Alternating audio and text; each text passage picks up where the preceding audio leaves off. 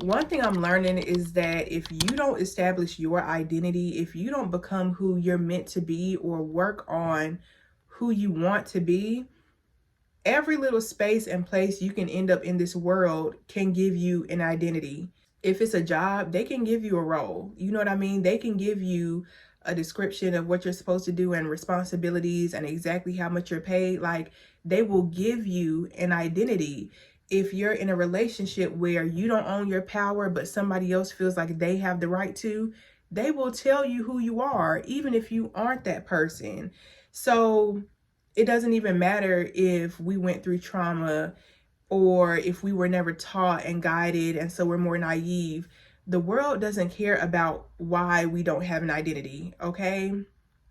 I had to learn this very early on. The world does not care if you're traumatized and that's why you're green and you don't know anything and you're more vulnerable to manipulation. The world doesn't care what you went through as to why you aren't owning your power. All the world knows is that you don't have an identity and you aren't owning your power. You aren't taking autonomy over yourself. And so people will come out the woodworks. People, places, things, jobs will come out the woodwork ready to tell you who you are, ready to give you a job to do, ready to make you fit and mold you into a role in their life that can benefit them, rather than immediately being curious about who you are and what you need and where you come from and all this type of stuff. And I used to feel like, oh, the world is so unfair. You know, why are people treated this way or that way?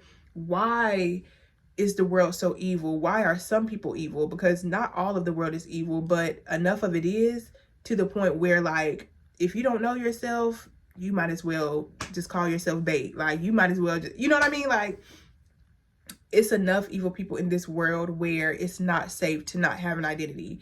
But I used to always wonder, like, why isn't the world fair? Why can't everybody be nice? Why? And the whole time I was just distracting myself from the other reality that I need to protect myself, period.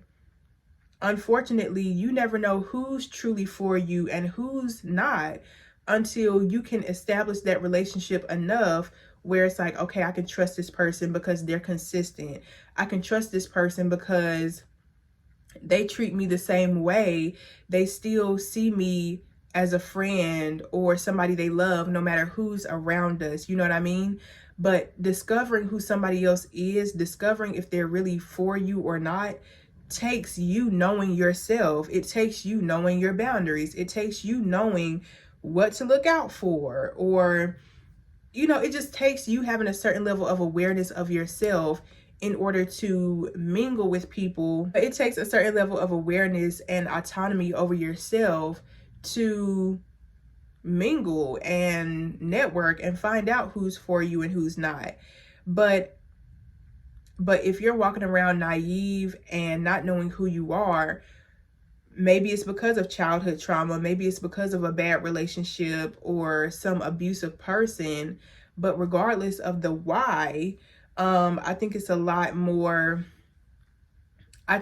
easier to slip into this feeling of like, either I can't trust nobody at all and I'm just going to stay isolated and to myself and depressed, or I'm going to go into every relationship and every job trusting that they love me and they want me there just as much as I want to be there.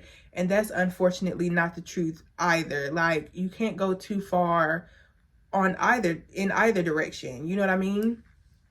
So if you don't have an identity, the world will surely give you one, even if that identity does nothing to benefit you, even if it's nowhere close to who you are. Like, I remember being in a relationship and literally being told that I was the opposite of everything that I am. I'm very kind, I'm very considerate, I'm very compassionate, and every way that I was labeled was, you're not thoughtful, you're selfish, you're, you know, everything opposite of who I truly am. And because I wasn't solid in my identity, again, because I was dealing with trauma, but that trauma doesn't matter when you're actually in the ring, you know what I mean? But because I didn't know who I was, it made it that much easier for me to believe what I was hearing, because I didn't want to lose that relationship. I wanted to believe and trust that person. I didn't want to have to give up a reality that I so much believed in, or I was so, I don't even know. Like, I think another big part of going through trauma that halts your identity or makes it so that you don't really have an identity, it comes with this feeling of like, anybody that shows me attention, anybody that tries to get to know me, I'm going to hang on to them and I'm not going to let them go, because you feel like you'll never get that chance again. Like, nobody will ever be curious of me again.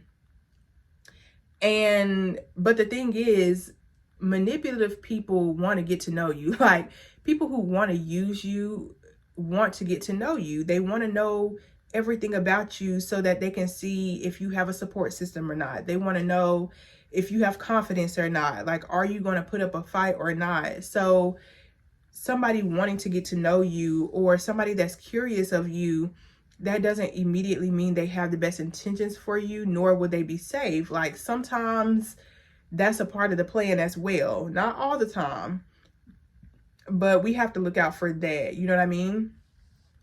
I don't even know what the topic was of this video, but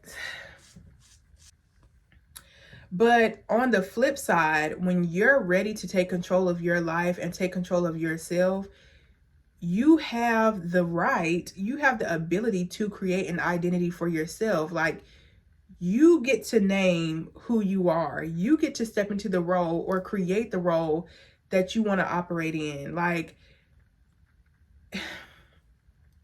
that's the thing. Somebody's going to identify you. Somebody's going to give you a role. And if it's not you, it's going to be other people. If it's not other people, it's going to be you.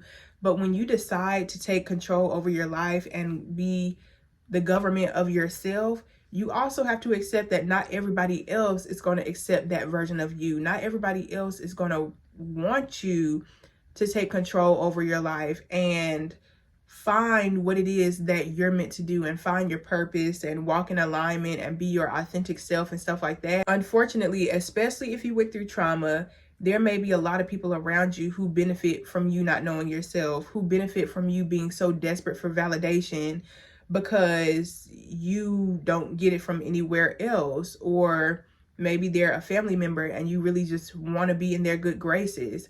They'll take advantage of that need and desperation for validation to a point where you're doing just about anything, doing stuff you don't want to do, never saying no, because you so desperately just want that validation. You want them to be like, good job. You're such a great person. You're such a caring person. You're so this, you're so nice, you're so that. And that's what leads people to become people pleasers, where no is no longer in their vocabulary. Like, they're just saying yes because of what the identity they want to have, if that makes sense. Like, people pleasing in and of itself can be very selfish, because you're not pleasing people or going out of your way or giving gifts because you genuinely want to. You're doing it more so because it feeds a part of you that doesn't get validation just for being yourself, just for showing up. You know what I mean? And I feel like I was that person in my past. And I feel like a lot of the people from my past can agree that I was nice because I didn't know how to not be nice. I was nice because that's one way I knew people would want me in their lives, or people would see me as good in their lives if I just say yes to everything they wanted of me. Or if they were able to guilt me into helping them, I felt like, oh, maybe they'll see me as a good person. You know what I mean?